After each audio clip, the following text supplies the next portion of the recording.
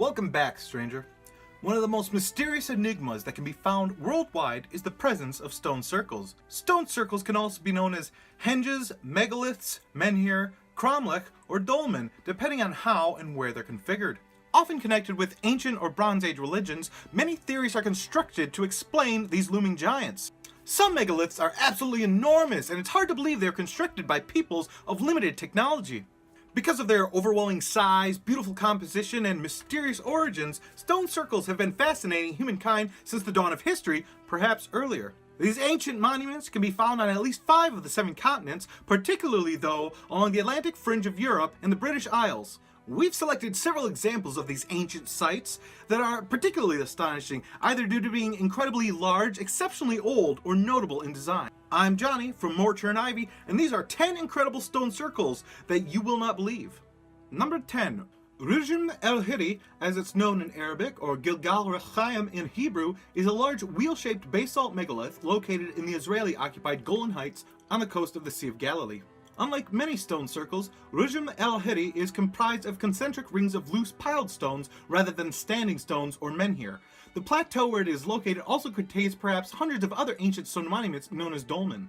Rujim el-hiri is 160 meters in its outermost diameter, and the central mound, or tumulus, is 4.6 meters tall. Bear in mind, the average person is about 1.7 meters tall. Israeli archaeologists theorize it may have been constructed as a ritual site for ancestor worship in the 3rd or 4th millennium BCE. Though few agree on its exact functions, and there are no similar examples of this particular design in the Near East. Number 9. Dolni Glavnik Cromlech. This oval-shaped stone circle in southern Bulgaria is perhaps the only known monument cluster of its type in that country. It is referred to as a cromlech or tomb due to its similar, though unlikely, connection to Western European examples. The primary monument can be found 2 kilometers west of the village of Dolni Glavnik in the Haskovo province of Bulgaria, 12 kilometers from the city of Majdarovo. The site, along a ridge facing the Arda River, consists of 12 large standing stones, 3 of which are falling, interspaced by smaller stones, all of which made from local volcanic rhyodacite. 2 smaller sites of similar construction exist within 20 meters of the main site. Excavations of the site in the late 90s yielded cremated human remains, as well as bronze artifacts and pottery from the early Iron Age. The cromlech was most likely used well into the late Iron Age, or about 700 CE. Number 8. Audrey.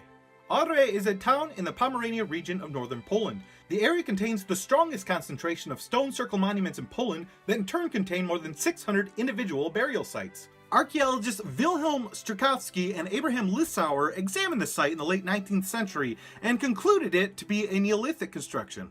Between the 5th and 3rd millennium BCE, Nazis used the site in many of their neo-pagan myth creations of Germanic history. While we know the site was inhabited by early Gothic tribes, any history before that is dubious and sparse. Also, the name Audrey translates to measles. Yum.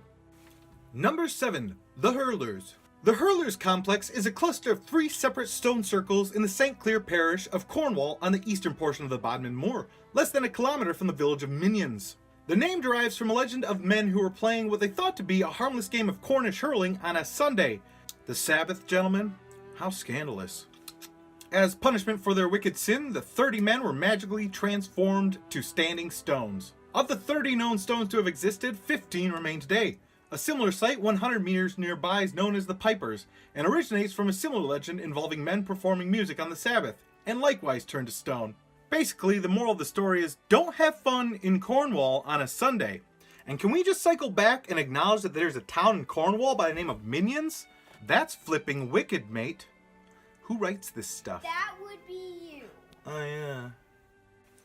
Number 6. The Burnmoor Stone Circles. This group of 5 separate stone circles on the barren moor in eastern Cumbria is about 4,000 years old. The largest and southernmost circle is known as Brat's Hill. 100 meters to the northwest of Brat's Hill Circle are the 2 White Moss Circles, and a further 400 meters northwest lie the Low Longrig Circles. Each of the 5 circles contain at least 1 human burial indicated by a prominent cairn or piled rock formation. Whether they were intended as ritual sites, meeting places, or ancient property markers, scholars are divided. Could be all of the above. Anybody with an interest in local native botany will discover colonies of carnivorous sundews as well as butterworts growing amidst the stone's path. Number 5. Athlet Yam. Some stone megaliths seem like nice places to meditate, relax, or even have a nap.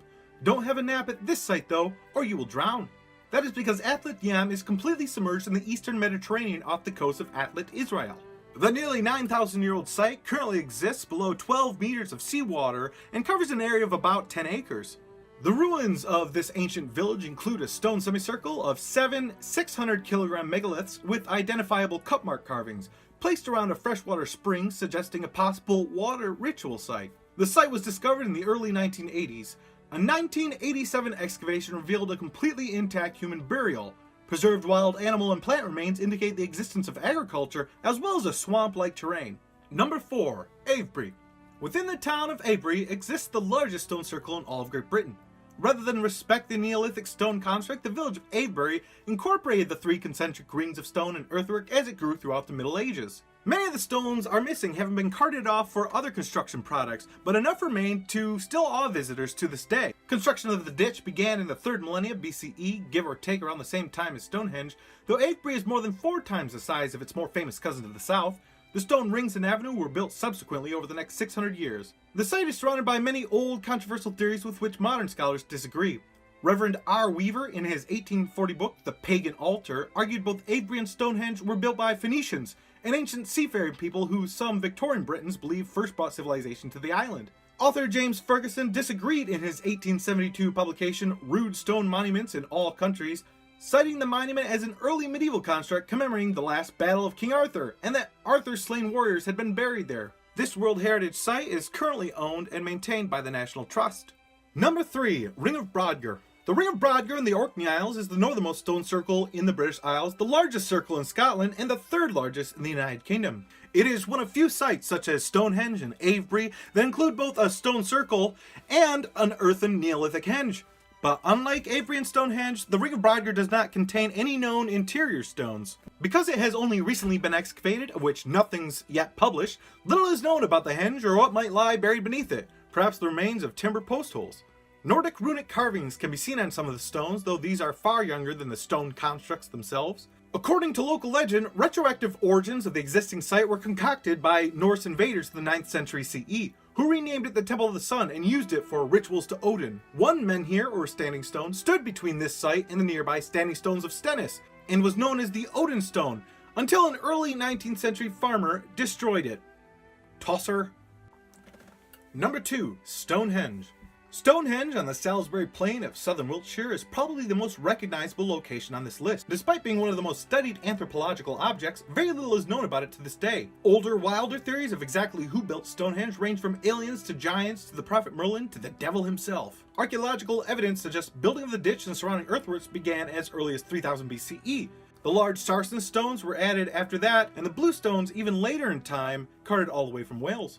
We know it was used by the Druids, though it predates their existence. We also know that it lines up with certain astronomical movements as well as solar movements during the changing of the seasons. It's been the subject of artwork, film, and literature since Roman times, and continues to be one of Great Britain's most popular attractions. Its astonishing size and mystique continues to lure not only tourists and sightseers, but religious groups who use the site in modern sacred rituals. After all, Stonehenge is, according to Spinal Tap, where the dewdrops cry, where the cats meow.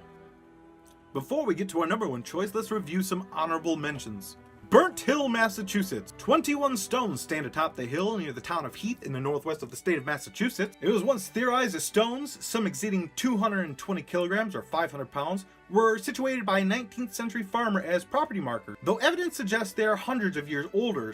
Some believe they were erected by American Indians, but even that hypothesis remains dubious. You may recognize the name of the site, as it played a prominent role in H.P. Lovecraft's haunting story The Dunwich Horror. Beltney. Just outside Raphoe in Ireland's County Donegal lie the Beltney Stone Circle atop Tops Hill. 64 stones compose the circle, dating to between 1400 and 800 BCE. Beltney is notable for the angular configuration of many of the stones as opposed to a typical vertical alignment. Though this is a recent embellishment applied perhaps 100 years back, some link the site's name to the Celtic pagan Beltane festival, though nothing concrete has been discovered regarding this. Bryn Carter Fodder. Bryn Carter Fodder is a Bronze Age construction east of Telsarna in the Audrey area of Gwynedd in Wales. 18 jagged pillars jut upwards from the low, round cairn. Around 30 pillars are thought to originate from the late 3rd millennium BCE, though the site was compromised by 19th century treasure seekers as well as British soldiers during World War II. No respect. They get no respect.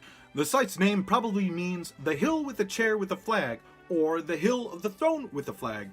Or perhaps even that hill where there is a chair, or there was a chair, or it might have been a throne, and possibly existed a flag at one point, or even still now.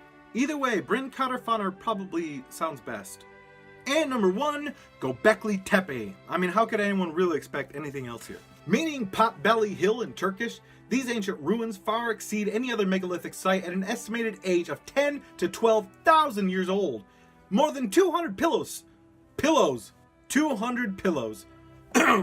More than 200 pillars situated in around 20 or so circles have been discovered using geophysical surveys. The exposed uppermost portions of many of the exposed stones were originally mistaken as Byzantine grave markers in 1960s surveys. Like, how did you, that's not even close. Excavations in the late 90s revealed the true size of the concentric T-shaped structures. Each pillar is as tall as 6 meters or 20 feet and weighs up to 20 tons or more than 18,000 kilograms, fitted into sockets carved from the native bedrock. Discovery of the site's implications forced scholars to rewrite the history of human civilization. Construction of Göbekli Tepe seems to predate the inventions of agriculture, pottery, metallurgy, writing, and even the wheel. It is believed as many as 500 persons were required to quarry and move each pillar several hundred meters to the site. As it is thought religious leaders were required to supervise construction, Göbekli Tepe exhibits evidence of the earliest known organized religion. Because of its enormous size and immense age, Göbekli Tepe is Mortar and Ivy's #1 most fascinating stone circle. What do you think? Is there a more captivating megalith formation than one on this list? Let us know in the comments. Thanks again for watching. I've been Johnny. You're always welcome in my neck of the woods. Well, I hope you liked that video. Feel free to leave a comment below telling us what you think or would like to see in any future videos. And be sure to hit those like and subscribe buttons. And stay tuned for more great content from Mortar and Ivy, preserving the culture and class of our glorious past. Nice.